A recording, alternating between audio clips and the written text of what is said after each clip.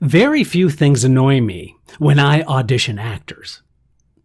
I really enjoy the process, and I love to see accomplished talent showing me how they would play the part. I have had actors faint, cry, mumble, explode, and that was before the actual audition. Here are some things that I've experienced in auditions that are quite detrimental to the actor, can actually sabotage their chances of getting realistic consideration for booking a role. In this episode of Casting Actors Cast. In other words, don't do this.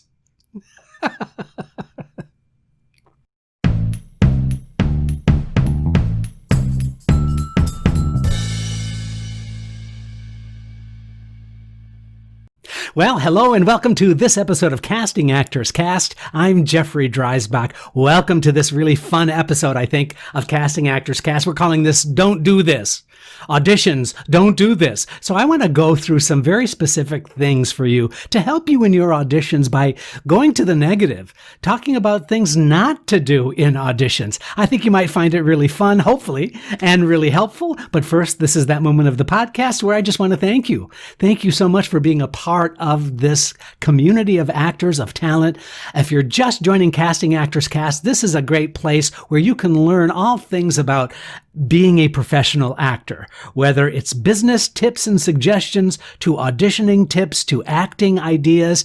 All of these are kind of jumbled all together.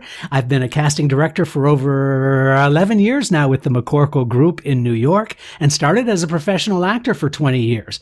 So I'm able to now give back both what was given to me, but also what wasn't given to me as a professional actor. So I also want to say this is that moment where I get to thank my friends at Actors Connection. And now a shout out and thanks to my good friends at Actors Connection. Since 1991, Actors Connection has been the place for talent to connect with industry pros with classes, intensives, seminars, and showcases. And now their programs are all virtual. We're talking working with casting directors, agents, and industry insiders to give you useful, practical, and professional training. So check them out at actorsconnection.com/NYC. I love my association with Actors Connection, and I just want to put in a plug out there for classes that I'll be there teaching at Actors Connection, so you can check that out as well. Finally, please check out the website, castingactorscast.com. You can send me an email, castingactorscast@gmail.com. And if you go to the website, there are some freebies there that you fill out that form called Dive into the Talent Pool, and that's going to open up some, like I said, freebies. There's a book on doing voice work called Conversation Pieces Out of the Studio, the voiceover workshop for professional actors. It's a 100-page free downloadable PDF on professional voice acting. I think you might find that really helpful. Plus, there's a private video that I called What Casting Directors Don't Want You to Know. But guess what? I'm going to tell you in this free 20-minute video that you can check out as well. And then finally, there's Jeff's Jots. I know, I love alliteration. And those are show notes. Each of the corresponding episodes has some additional show notes. These are the actual notes that I use in my podios, my podcast videos, and that you can have that additional information, sort of kind of like a cheat sheet that you can follow along. But I think it's really great, really helpful reminders, tips and suggestions, and some ideas for you to consider as you continue your journey into this world of acting and being a professional actor. All right. So let's talk about some audition things that I'm calling Don't Do This, because I think you'll find that these negative examples, they might apply to you, and some of them might seem very, very obvious at the start, but I want to kind of dive a little deeper into that in order to really solidify some of the audition choices you might be making, or maybe not. Maybe you don't do this and you're going to feel really great by the end of the episode, but also maybe it'll just reinforce some of those things that affect us on the other side of the table during an audition. First of all, don't do this. Don't be unprepared. It's probably the most obvious to be unprepared, but it still happens despite the constant reminder of me saying, please be prepared. It surprises me a lot when actors come in and they haven't read the play or the script. They haven't really spent some time on the sides. They haven't really investigated the author's other work. That's an important consideration. If you can read the author's other work, that'll give you some direct insight into how you might choose to play the character.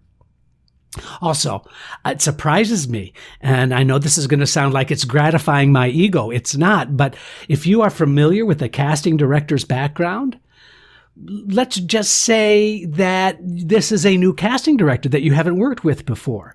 Wouldn't it be great to know the kind of work that they've done in the past or the kind of projects that they're currently working on? It just gives you a level of confidence in that audition. So Prepared is not just about the script.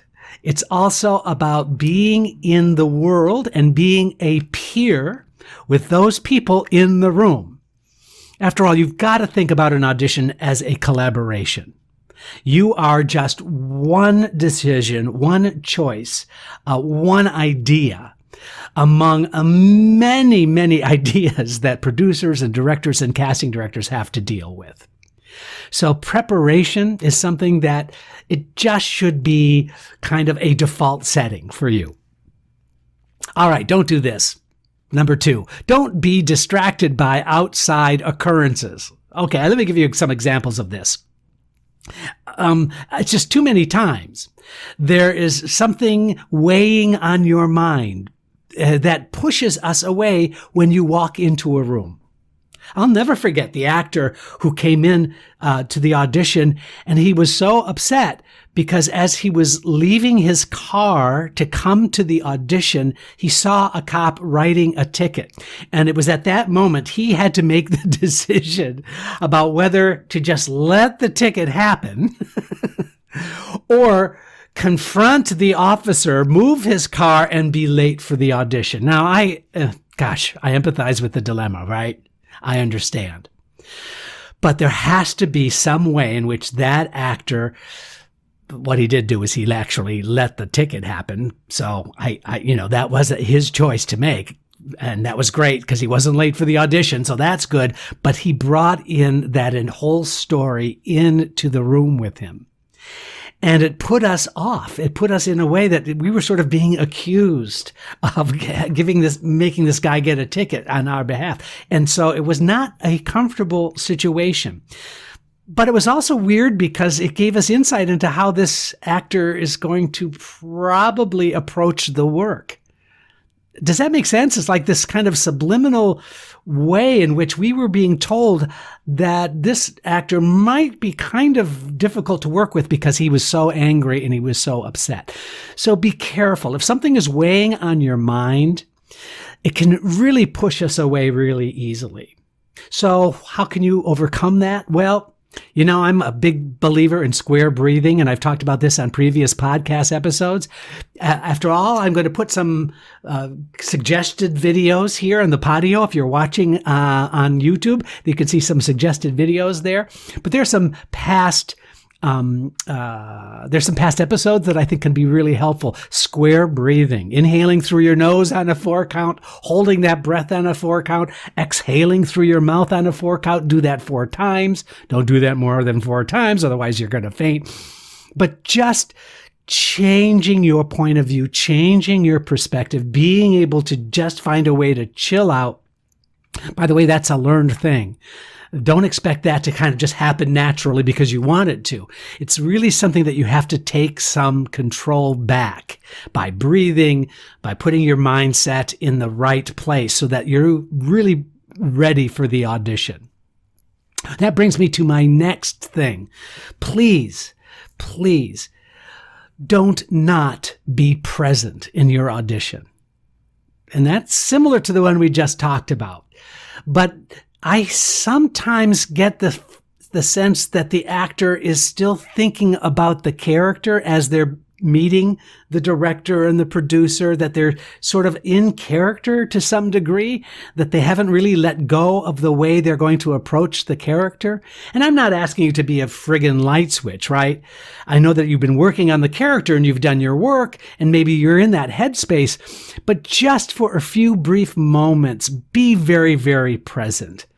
It really says something about your intelligence. It really says something about your professionalism when you can have a conversation, you can discuss, you can say hello, you can just be there, be present, be interested in who you are meeting. That's a really big deal. If you can be present and you can be genuinely interested in those people that you are meeting and have a conversation with them before the actual audition. And I'm not talking about a long, diatribe here. I'm just talking about, those moments when you meet somebody and you can tell whether the person is genuinely interested in meeting you or not.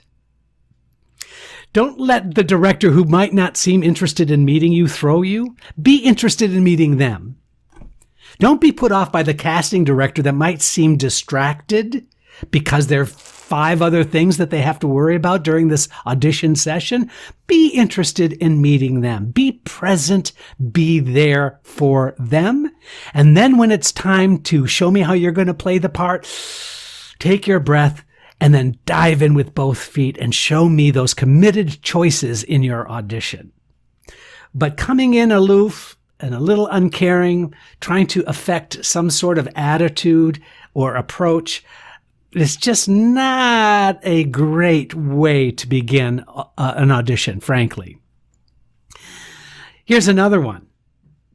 Please, if you've been asked, do you have any questions? Don't have a question. This is so true. Don't have a question when you are asked. Understand that, please, that most of the time, it's the kindness of a producer or a director. They're not really sure how to sort of break the ice when they're first meeting you. So the director will invariably say, do you have any questions about the role? And frankly, understand that more than 80% of the time, it's just a nicety. It's just a way of starting a conversation. And the better approach for your response, the best response that you can have is, I've got a really cool idea about how I would like to play this guy or this person. So let me show you. And then if you have any feedback or you want to make some adjustments, that would be great. Boy, what a great answer that is.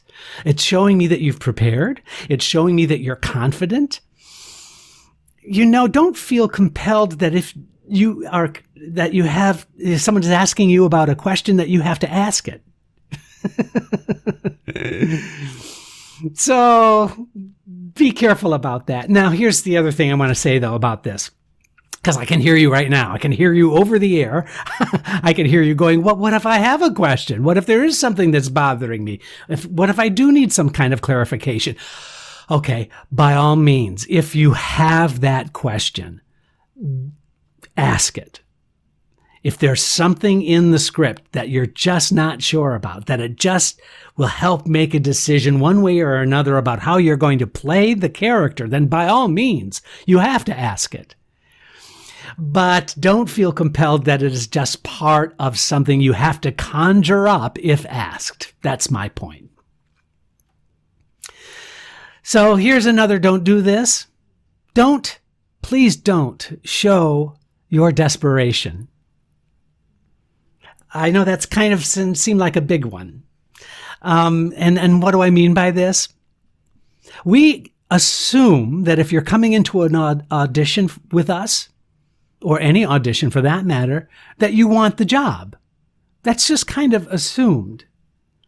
So sometimes I get put in the uncomfortable position of having to listen to why you need the job.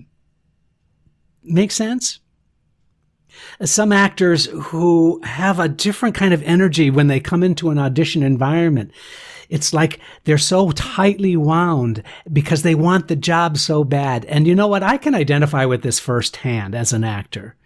It seems to me that many, many times when I worked really hard on a role that I really, really wanted, I can tell you honestly, more often than not, I didn't get that job.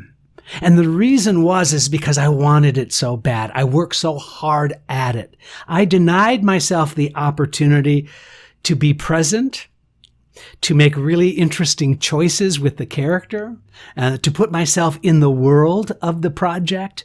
Those were really things that I would just kind of suppress because I was so anxious to be loved. I was so anxious to be liked by those people sitting on the other side of the table. Now, guess what? I'm sitting on the other side of the table now. And I really get that sense of desperation. So, just like being distracted, desperation can have the same kind of detrimental effect if you bring that into a room.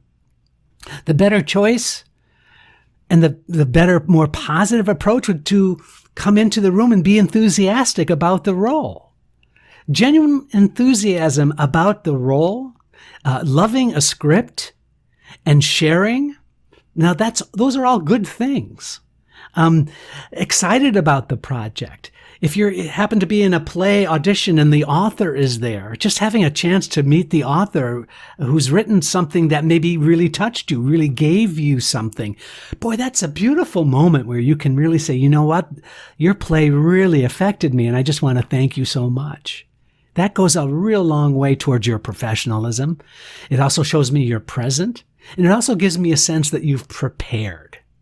So those are some really excellent ideas, I think you should consider. Because genuine emotion,